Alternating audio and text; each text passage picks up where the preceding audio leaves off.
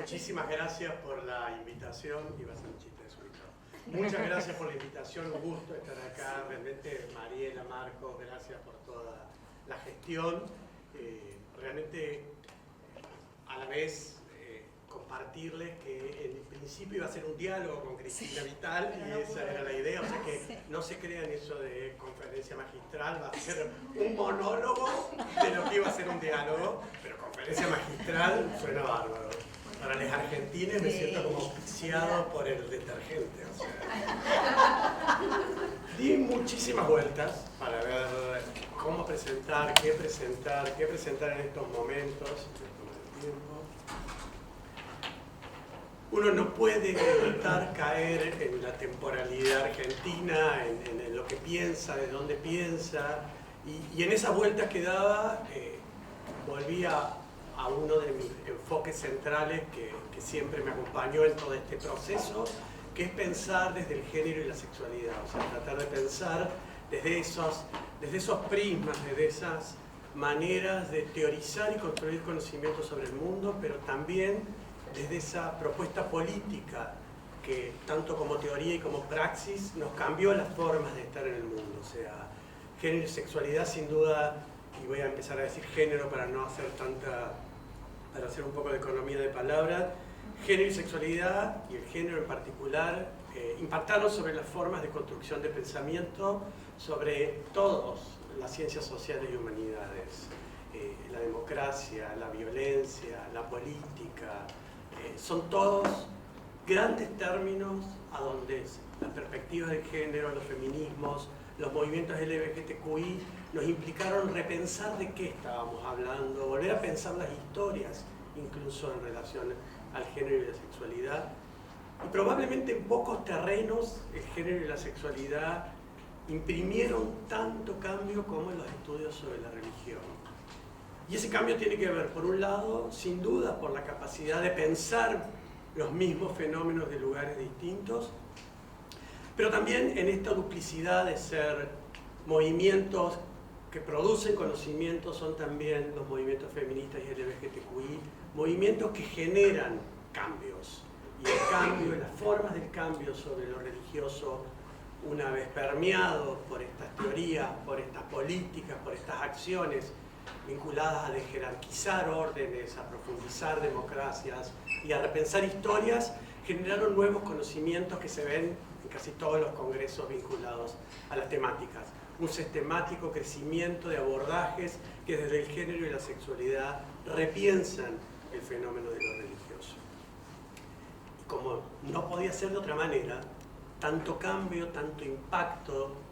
tanto avance, tanta construcción de conocimiento, también generó sus propias rearticulaciones, reacciones, movimientos antigéneros, construcciones otras de mundos diferentes. Y precisamente en paralelo a lo que los feminismos y los movimientos LGBTQI fueron construyendo como teoría y como praxis, también se fue construyendo en un diálogo implícito y siempre bastante antagónico, otras formas de pensar el mundo que en los últimos años tomaron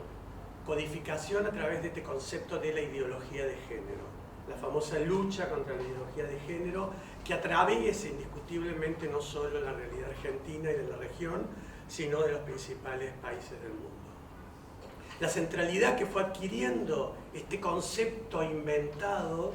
es tan notable que la proliferación de estudios para tratar de comprender de qué se está hablando en los últimos 10 años por lo menos fue exponencial.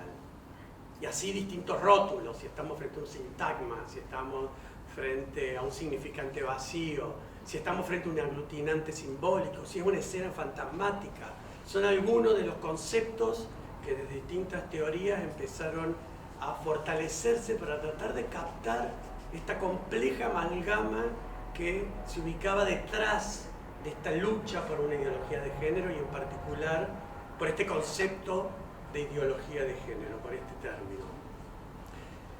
Y tomando esto, pensaba para la presentación compartir con ustedes dos objetivos particulares. Uno, que lo venía pensando y lo repensé a la luz de ciertos fenómenos contemporáneos, y el otro que estoy tratando de pensarlo, así que va con toda la sensación de incertidumbre también. El primero tiene que ver, tratar de reflejar en una breve, y es lo que voy a hacer, en una breve historia, en una breve genealogía de la ideología de género, qué trae este concepto detrás y qué trae para comprender el mundo de hoy un concepto que empezó a circular hace 30 años. Y aquí lo que voy a tratar de enfatizar, por lo menos reflejar, es por un lado la matriz católica del término, cuánto tuvo que ver la Iglesia Católica en la gestión, circulación y expansión del término, pero sobre todo algo que a mí se me había pasado y que es muy obvio, cuánto este término estuvo construido en una integración entre el feminismo y el neomarxismo como enemigo, cuánto la lucha contra la ideología de género fue vista en general como lucha contra el género, pero acarreó y acarrea la lucha contra el marxismo, la reinvención del marxismo como enemigo actual. Digo esto porque obviamente tiene resonancias con lo que pasa en distintos países de la región. Y el segundo objetivo, mucho más errático, por lo menos donde me siento mucho más errático, es una pregunta que todos y todas seguramente nos hacemos desde distintos lugares, es ¿qué le aporta la lucha contra la ideología del género a estas emergencias de ultraderecha? ¿Qué hay ahí? ¿Qué tipo de articulación, qué tipo de simbiosis se está produciendo entre las ultraderechas y la lucha contra la ideología del género? Como saben, una de las características, según algunos autores y autoras de las ultraderechas, es su giro cultural. Y precisamente el giro cultural radica, entre otras cosas, en la centralidad del género como propuesta programática y política. Y la otra reflexión en relación a este tema que voy a tratar de hacer en el tiempo asignado es qué tipo de... tratando de responder esta pregunta, ¿qué tipo de racionalidades se están produciendo en la ultraderecha como parte de esta etapa de la lucha contra la ideología del género? Y digo racionalidades porque a mí me interesa entrar en la lucha, pensar las ultraderechas, no desde sus personas, desde sus gobiernos, sino esas racionalidades de sentido común que van instituyendo sentidos, más allá de por qué se votan o no se votan. Me interesa pensar en la construcción de sentidos, sobre todo, por mi formación profesional, en sentidos jurídicos. ¿Qué nuevos sentidos jurídicos se van construyendo en un momento en que las ultraderechas son parte de una gobernanza antigénero, son parte de la construcción de un Estado? Por supuesto, tomaré el ejemplo de Milei, pero el argumento intenta ser un poco más abarcativo para pensar en general las ultraderechas en América Latina, porque en Europa tienen otras características. Largo entonces con el primero de estos objetivos. Este ejercicio de tratar de pensar ¿de qué nos sirve volver al concepto de ideología de género para entender la temporalidad actual? Como está bien investigado ya, este término ideología de género empezó a acuñarse en los 90, a mediados de los 90. Fue un término que se utilizó sobre todo para tratar de comprender, enmarcar y resistir lo que en su momento fueron los avances del feminismo en las conferencias internacionales de Naciones Unidas. En mediados de los 90, dentro del discurso de los derechos humanos se empieza a hablar de los derechos reproductivos. Esto a nivel de conferencias internacionales fue un cambio paradigmático en las formas de gestión de la población, fue un cambio biopolítico crucial. Y por supuesto, el Vaticano y sobre todo sectores del movimiento pro vida de Estados Unidos no eran ajenos a la centralidad que tenía la incorporación de este tipo de derechos reproductivos primeros y sexuales después dentro de la plataforma de los derechos humanos, o por lo menos dentro de la plataforma de las Naciones Unidas de los derechos humanos. En ese contexto empieza la construcción de este concepto, que era una invención, lógicamente, era un intento de entender qué era aquello que se llamaba feminismo, que iba avanzando incluso en los derechos humanos. Según varios de los estudios, es una activista provida católica de Estados Unidos, Dale O'Leary, quien gestiona, quien produce esta idea de empezar a llamar a la agenda de género, así era el título de su libro, llamarla como una ideología de género. Y precisamente en esta gestión, en este acuñar un nuevo término, un elemento central que está desde el principio es la asociación entre la agenda de género, los feminismos y el neomarxismo o un marxismo cultural. Cosas que hoy en día se nos vuelven parte de los debates públicos, pero que en aquellos momentos era una forma de reinscribir, terminada la Guerra Fría, reinscribir al feminismo como marxismo. Eso empieza a estar acuñado desde los 90. Por supuesto, desde esos años, la jerarquía católica del Vaticano, empezó a incluir, primero de forma un poco deslucida, esta idea de una existencia de una ideología de género, y probablemente, por lo menos desde mis lecturas, en el 2003 se produce el primer momento de formalización del concepto, en el léxico llamado Lexicon de Términos Ambiguos y Discutidos, publicado por el Pontificio Consejo para la Familia, que era una serie de términos para que obispos, sacerdotes y fieles tuvieran en cuenta al momento de la participación pública, y ahí se incorpora la ideología de género como concepto, se la formaliza, se la define, se la institucionaliza de alguna manera, se la reproduce, se la potencia, y se vuelve a acuñar la idea de la ideología de género como dimensión del neomarxismo. O sea, no se estaba movilizando solo contra una agenda vinculada a los derechos sexuales y reproductivos, sino que siempre la cara fue dual, fue el feminismo en tanto representación de un marxismo, de un neomarxismo o de un marxismo cultural. En América Latina el término empezó a aparecer en documentos oficiales muy tempranos, probablemente más temprano que otras regiones, en Perú en el 98, y empieza a gestionarse otra vez a través de documentos oficiales de las iglesias católicas en América Latina. El de 98 es una traducción del texto a que hice referencia, y sin duda un momento importante es cuando se incorpora, no se lo desarrolla tanto, pero se incorpora en el documento de Aparecida de la Quinta Conferencia del CELAM, se incorpora el término de ideología de género. En Argentina, hasta donde yo pude rastrear, en 2008 aparece por primera vez este concepto, y sobre todo aparece en un documento de la Conferencia Episcopal Argentina en el contexto, recordarán, de la discusión de la ESI, sobre todo la incorporación de la igualdad de género como uno de los aspectos. Estamos pre-ley de matrimonio, estamos pre-ley de identidad de género, pero la igualdad de género como una expresión que abría a esta ideología que luego obviamente permeaba de muchas otras maneras. Hago un paréntesis vinculado al primer panel de la mañana. O sea, por supuesto que Bergoglio tiene ahí siempre esta impronta que es difícil de categorizar, porque por un lado continúa produciendo, estimulando, usando en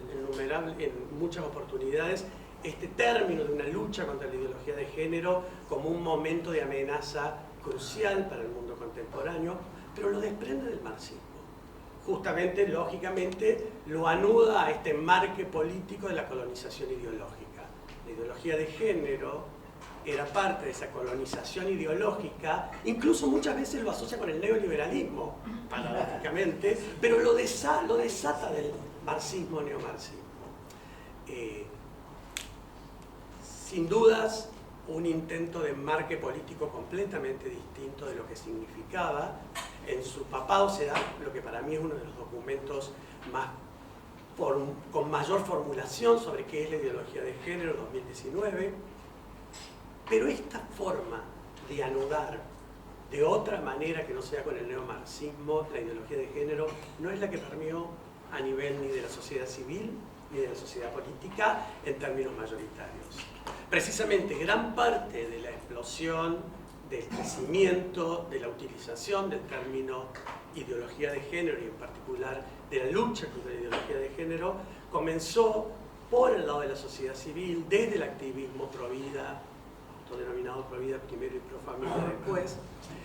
impulsando esta construcción en la cual ideología de género y neomarxismo eran parte de un mismo fenómeno, donde feminismo y marxismo eran parte de una misma teoría, y por ende la familia, y por ende lo antirreligioso, y por ende la destrucción de la sociedad como la sabemos, eran riesgos que pivoteaban desde las demandas de derechos sexuales y reproductivos a través de también pensar al feminismo como una etapa del marxismo. En América Latina, dos de los constructores centrales de esta ideología de género son de dos tipos de inscripciones con lo religioso distintos. Sin duda Scala, el mismo autoidentificado como numerario del Opus Dei, fue para mí uno de los precursores más importantes de la utilización del tema, con esta matriz de ideología de género como neomarxismo, feminismo, como un marxismo cultural. Y luego, años después, el mucho más famoso Laje, 2016, cuando publica el libro negro de la nueva izquierda. Pero a la vez, el término se expandía, por supuesto, a nivel de grupos sociales, de activismos ciudadanos, y hubo un montón de campañas. No tendré tiempo para entrar en ellas, pero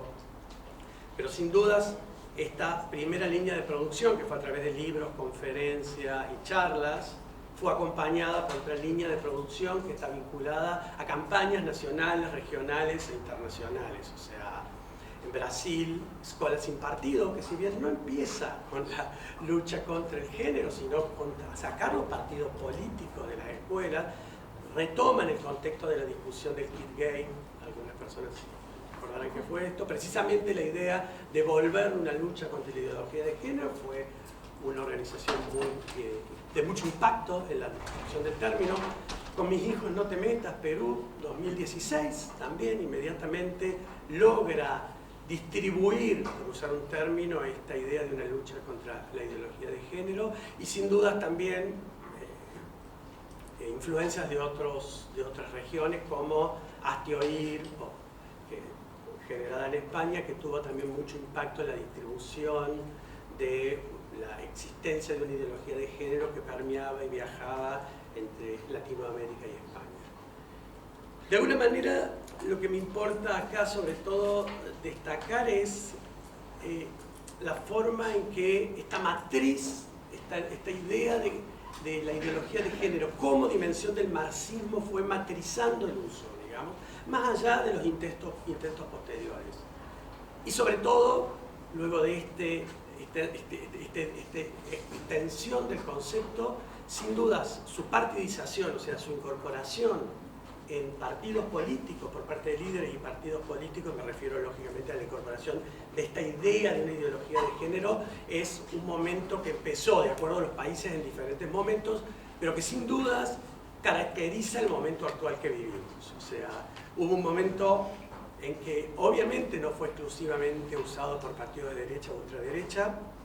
Correa en Ecuador fue uno de los primeros presidentes que usó el término ideología de género, pero sin duda permeó como agenda electoral, como plataforma electoral, sobre todo en los partidos de ultraderecha, y el momento de visibilidad y el momento donde generó el interés, sobre todo de gente que estaba fuera de las áreas de estudio de los conservadurismos morales, fue la elección de Bolsonaro como presidente, donde en su discurso inaugural de su presidencia, enero de 2019, menciona precisamente que la lucha contra la ideología de género era uno de los elementos centrales de su gobierno. Para nosotros, Milei es otro visibilizador, por decirlo de alguna manera, paradójicamente en Argentina, que fue un gran productor de conocimiento detrás de la teoría de la ideología de género. Paradójicamente fue un término con muy poca circulación hasta hace recientemente poco tiempo. En los parlamentos no estuvo, en los debates de matrimonio igualitario, de identidad de género no estuvo, no podría decir fueron hace mucho, pero en los debates sobre aborto, muy a nivel de parlamento marginalmente, pero sin duda sí armando movilización ciudadana. Digo, la forma en que el término impactó en los distintos países fue diferente, pero finalmente el impacto, tarde o temprano, atraviesa la política de los países de la región. Y una cosa que me interesa marcar, digamos, en este sentido es volver a recuperar que en estos 30 años del concepto de ideología de género, el concepto fue de alguna manera reinscribiéndose y mutando, utilizándose como canalizador de distintas cuestiones. Y sin dudas, y esto es algo que vuelvo a enfatizar porque yo no lo vi tan claro, pero sin duda esta capacidad de construir al feminismo como marxismo y al marxismo como feminismo es una de las dimensiones centrales para entender parte de la construcción del mundo contemporáneo. Y sin dudas, como decía, y me voy acercando al segundo objetivo, la lucha contra la ideología de género es un clivaje central para comprender las ultraderechas. El género, la sexualidad, terminaron siendo en una dimensión crucial de las ultraderechas de distintas formas y con distintas vinculaciones de acuerdo a los países, pero sin duda una presencia central,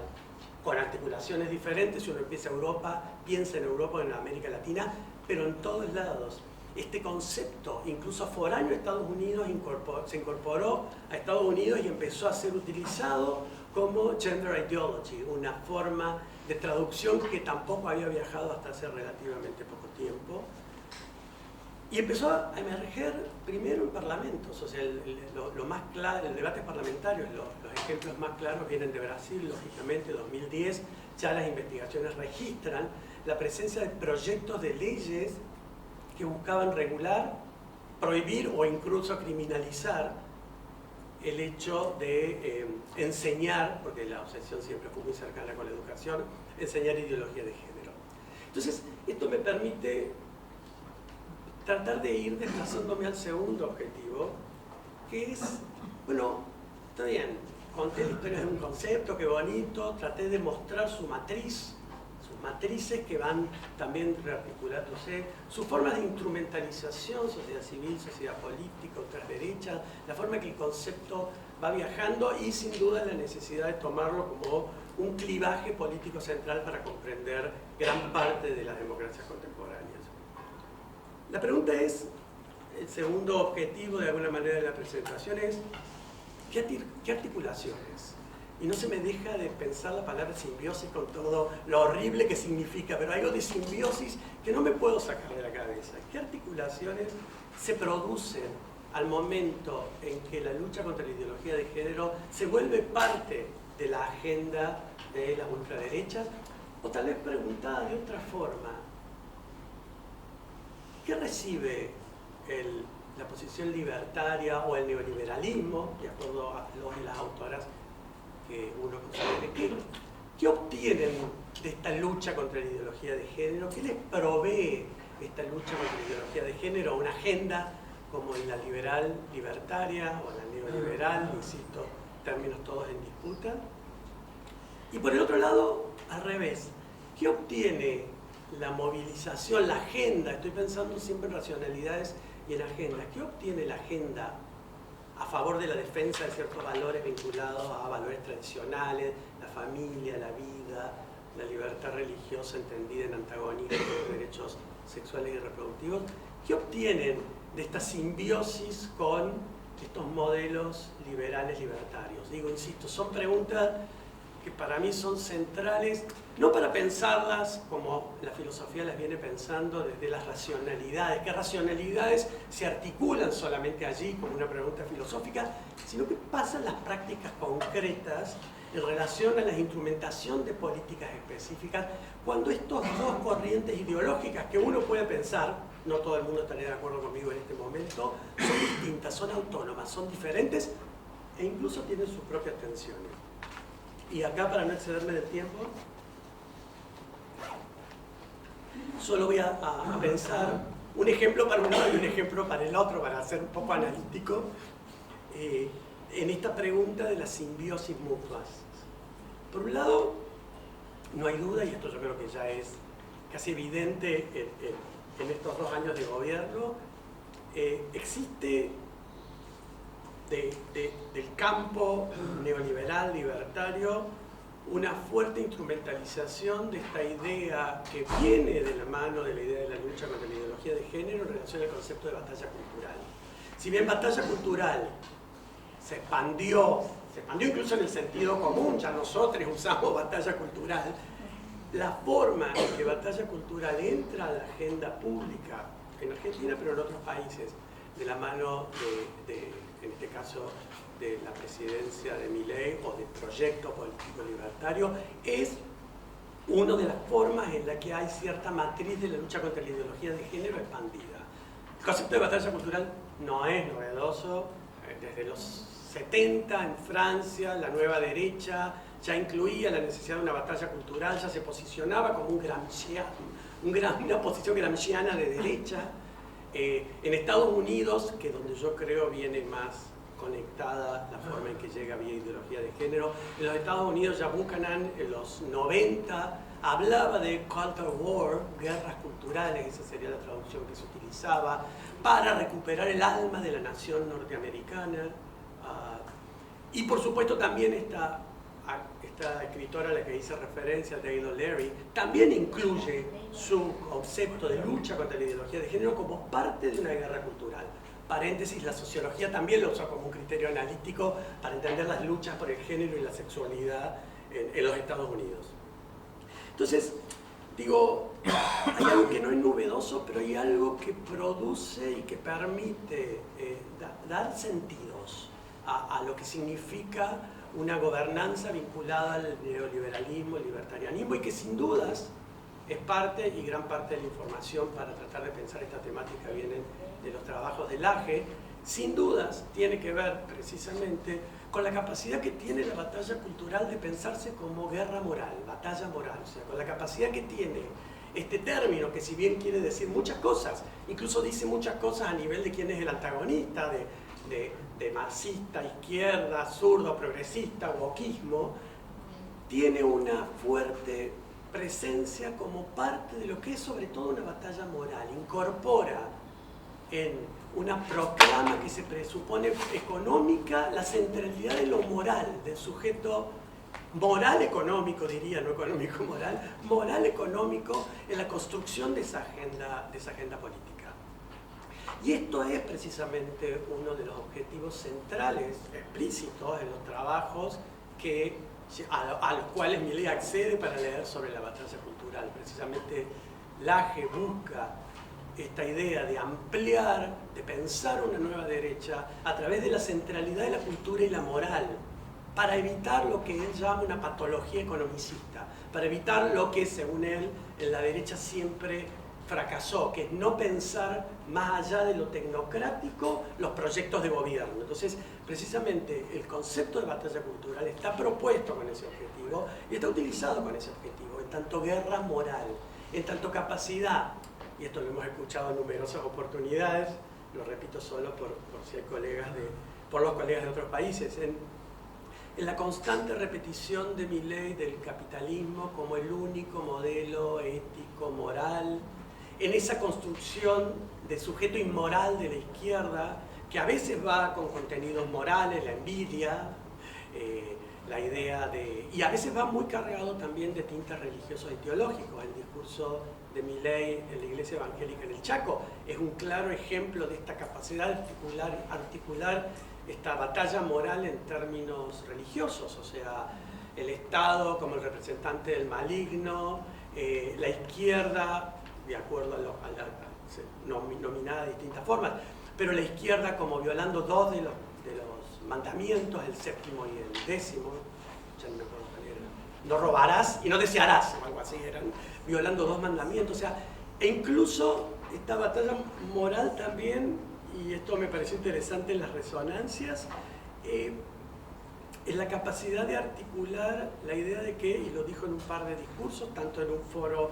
más moral, religioso y en un foro económico internacional, la izquierda como antinatural. Él, por supuesto, jugando con la idea de antinatural en relación a la naturaleza del mercado, pero inmediatamente, y esto es juego de palabras también, lo antinatural como antinatura, sodomita del capitalismo o degenerados fiscales, la idea de que hay casi un préstamo incluso de términos en esta batalla que se supone moral del sodomita en tanto objeto sexual y el sodomita que se convierte en el inmoral de la izquierda que quiere gastar más de lo que se tiene. Entonces, esta de estas dos préstamos o simbiosis, creo que es importante seguir, o para mí es importante seguir pensando en esta capacidad de articular el proyecto económico como proyecto moral, sobre todo. O sea, que no, entonces no importa tanto la ganancia, la pérdida o la pobreza o no, importa esa capacidad de ser receptados en un lugar de construcción de sujeto moral económico, que por un lado marca fronteras con un afuera, pero también muy interesantemente, y esto vuelvo a los trabajos de Laje, marca fronteras con un adentro. O sea, voy a leer una parte de ese nosotros moral al que Laje invita a las nuevas derechas a ser parte. Estoy pensando en un libro del 2022 en este caso, que precisamente se llama La batalla cultural. Y él dice que quienes son parte de ese nosotros moral, y me encanta escuchar las combinaciones. Los libertarios no progresistas, una sola frase. Los conservadores no inmovilistas,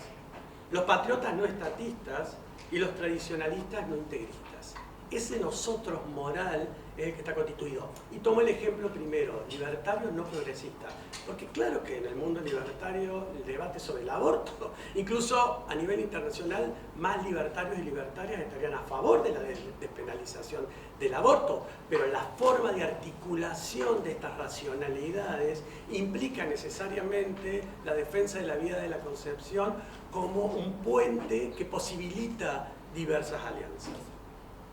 Dejo eso por ahora, podría ser bastante más, pero lo dejamos y quiero pasar al otro punto que también me parece, quiero pasar al otro punto que también me parece relevante. El otro punto, como dije al principio, tiene que ver con, está bien, traté de pensar qué aporta la batalla cultural, la lucha contra la ideología de género, a un intento de gobernanza neoliberal, libertario, es decir, acá hay muchos términos en debate. La otra pregunta sería al revés. En esta simbiosis, ¿qué pasa con la lucha por la defensa de ciertos valores como la vida, como la familia, asociados a ciertos valores tradicionales, en un contexto donde la ampliación de derechos en relación a estos valores es indiscutible? ¿Qué racionalidades, qué sentidos jurídicos se están poniendo en juego, se están construyendo a nivel de esta estatalidad por la que estamos atravesando? Y repito que me interesa lo de sentidos jurídicos porque creo que es lo que permanece como sedimentos del Estado. O sea, creo que los gobiernos pueden terminar mejor o peor, pero hay algo de la estatalidad infralegal, que es sobre todo la capacidad de rediseñar lo que significa el Estado sin cambiar leyes, un poco lo que vemos en Brasil, lo que vimos en Brasil de Bolsonaro, obviamente lo que vemos en la Argentina de Milei. Ese infralegalismo tiene una capacidad, a través de decretos, resoluciones, de ir articulando sentidos jurídicos que quedan impresos en la construcción de un Estado. Y sobre todo la pregunta sería, ¿qué pasa cuando ese Estado está atravesado, como dicen algunas autoras sobre todo, por la construcción de un Estado antigénero? O sea, ¿qué nuevos sentidos jurídicos se van condensando? Lo que hice para esto es tratar de observar decretos y resoluciones, pero no obviamente la letra fría de la ley de un decreto, sino las justificaciones, los fundamentos que acompañan esos decretos. No las declaraciones públicas necesariamente, aunque a veces son coincidentes, sino cómo se fundamentan estos decretos, y tomar tres ejemplos vinculados obviamente al tema de género que me parecían interesantes para ejemplificar qué quiero decir con esto. Por un lado, a lo largo de estos años hemos escuchado en numerosas oportunidades la idea del género como una mafia, el género como una cueva gastadora, el género como el desfalco del Estado. Y por supuesto que esta racionalidad económica es una parte central en los fundamentos de los distintos decretos, sobre todo son decretos que cierran ministerios, que cierran institutos como el INADI o que desfinancian ciertas políticas. Pero lo interesante es ver cómo estos fundamentos articulan ambas, e insisto, no estoy hablando de declaraciones, estoy hablando de lo que se escribe en los textos que acompañan estas normativas infralegales. Fundamentos que tienen que ver con la lucha contra la ideología de género, el combatir la ideología de género y a la vez esa racionalidad económica que precisa y que ya es parte de un sentido común. El derecho tiene un costo y el costo del derecho que se presupone se elige de manera neutral, obviamente es un costo de derecho construido políticamente. Entonces, esta me parece que es una de las dimensiones de los derechos cuestan dinero, que atraviesa gran parte de la sedimentación de sentido común, pero también de la sedimentación jurídica. El otro ejemplo son los distintos intentos de algo que denominé como forcluir o prohibir el género, la prohibición, el borramiento o la forclusión del género como un intento desde el Estado en relación al contexto de amplia legalización de derechos. El ejemplo que siempre me resultó más divertido fue la prohibición del lenguaje inclusivo en el ámbito del Ministerio de Defensa. O sea, no es solo la prohibición del lenguaje inclusivo, que eso pasa en general en todos los países atravesando gobiernos como estos, sino el fundamento de sostener que las órdenes tienen que ser breves, claras y concisas. Y el lenguaje de género, no lo dicen así, esta es mi metáfora, desordena el género como generando desorden y caos. Entonces, la idea de que el lenguaje tiene que ser claro, preciso, como argumentaciones que van cuajando en los instrumentos legales. La limitación de la ley de identidad de género, probablemente recuerden que Milei y otros funcionarios utilizaron hasta el cansancio un caso en Córdoba, provincia de la que yo vengo, por el cual un preso había pedido cambio de identidad de género y había violado o abuso sexual a otra compañera, a otra persona privada de libertad. Eso, dicho hasta el extremo, terminó en un decreto que frena, un decreto inconstitucional obviamente, pero esperaremos que la justicia se mueva en eso, que limita el uso de la ley de identidad de género a las personas privadas de libertad. La construcción de la persona trans como potencial delincuente, como corrupta, como violadora, es ahí, esto no está obviamente en el decreto, estas son las declaraciones que acompañaron, es ahí lo que justifica la limitación a las personas privadas de la libertad de la vigencia de la ley de identidad de género. El otro ejemplo que se ve menos, pero estuvo mucho más presente este año, donde hubo un desplazamiento hacia la política internacional en la perspectiva antigénero y un silenciamiento a nivel más nacional sobre la temática, es volver a renaturalizar el género a través de reforzar el binarismo sexual en los documentos internacionales. Esto que es una vieja usanza de las estrategias del activismo conservador a nivel de conferencias internacionales, detectar la palabra género y poner hombre-mujer, vuelve a ser parte de las políticas de renaturalización del género. Permitir género en todo caso, porque los acuerdos ya están hechos, generalizados, pero incluir notas al pie que aclaren que género es hombre y mujer. Y el tercer ejemplo, que para mí es de alguna manera el más fascinante, que es fascinante porque toca a la manera en que la libertad como concepto jurídico está siendo refuncionalizada. O sea, muchos de las autoras y de los autores que analizan estos fenómenos, sobre todo Wendy Brown o Judith Butler, hacen pie en el concepto de libertad como el articulador, como la bisagra crucial entre normatividades conservadoras o neoconservadoras y liberales o neoliberales. Pero precisamente lo interesante, hay distintos ejemplos de lo que en algún artículo llamé como la construcción de una libertad versativa, donde vos tenés derecho a hacer lo que quieras, pero yo tengo derecho a humillar, o sea, una libertad que permite, que exige, no solo permite, la subalternidad como posibilidad de existencia. Eso también empieza a permear en documentos oficiales, por lo menos me pareció muy interesante el proyecto de ley presentado por diputados afines al gobierno de reforma de la ley de identidad de género, donde la manera y la justificación radica centralmente en la necesidad de defender las libertades. Y va enumerando las distintas libertades. Para dar algunos ejemplos de las que me parecieron más sintomáticas del momento es, por un lado, la libertad de millones de argentinos, cito textual, la libertad de millones de argentinos de expresarse libremente. O sea, la idea de que el género autopercibido está lesionando mi libertad de expresión, a ver lo que yo quiero ver, no lo que vos quieras que yo vea. La libertad lingüística, que me pareció, porque no había escuchado ambas palabras juntas, me pareció brillante. La libertad lingüística, la libertad a hablar como yo quiero. Por supuesto, la libertad de creencia, la libertad de enseñanza. Y la otra, que tengo que buscar dónde está mejor desarrollada, porque es fascinante y sí resuena con algunos análisis filosóficos de Estados Unidos, que es la libertad a que no se me imponga el financiamiento compulsivo de cosas con las que yo no estoy de acuerdo. Esto lo venimos escuchando como parte de gobernanza, pero está puesto también como argumento técnico jurídico para explicar por qué esa frase célebre de no con mi plata o no con la mía, se vuelve también racionalidad jurídica que va permeando los sentidos que se van sedimentando a lo largo de estos pocos largos 2 años. Y cierro ahora, porque ya me quedan pocos minutos, y sí me parece, así como empecé diciendo que el género y la sexualidad, al menos algunos de nosotros, nos permitieron imaginar otros mundos, o sea, pensar de otras formas la teoría, pero también la biografía, de formas que iban permitiéndose aperturas hacia otros lugares. No hay duda que la lucha contra la ideología de género también tiene un papel similar. Sin dudas, es parte, como dicen muchas autoras, de pánicos morales, de escenas fantasmáticas, diría Butler, para entender la irracionalidad que implica el concepto, pero a la vez es portadora de muchos sentidos jurídicos y racionales. Tal vez por ello su importancia como instrumento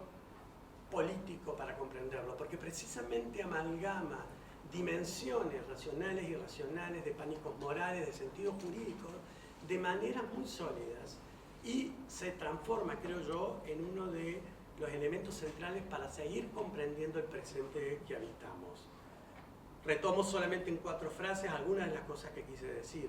Canaliza y produce la defensa de valores religiosos, morales, católicos, evangélicos frente a los derechos sexuales. Tiene una capacidad de articular lo religioso y lo no religioso de formas muy creativas. Resucita, y esto a mí me sigue fascinando y creo que tengo que pensarlo mal, resucita el marxismo como el enemigo. Trajo al marxismo y lo mantuvo en la escena de documentos, de reuniones, de congresos, como el enemigo que de golpe nos despertamos un día y parecía estar por todos lados. Matriza la batalla cultural en tanto batalla moral, permite esta centralidad de estos gobiernos en una lucha moral. Insisto, no es que no reconozca que es una lucha por la economía, pero es una lucha también por esos sentidos de lo moral a través de los cuales se articula la cuestión económica. Y finalmente, con los ejemplos que terminé, produce racionamientos jurídicos, se juridifica, se instrumentaliza a nivel de discursos jurídicos,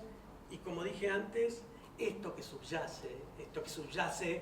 por fuera del gran ruido que generan gobiernos de ultraderecha, esto que subyace a nivel del infralegalismo, en Brasil le llaman infralegalismo autocrático, es gran parte de las potencialidades que tiene esta gobernanza, porque va más allá de sus capacidades de mantenerse en el gobierno, y me parece que son los lugares más agudos para seguir pensando y también para seguir criticando. Gracias.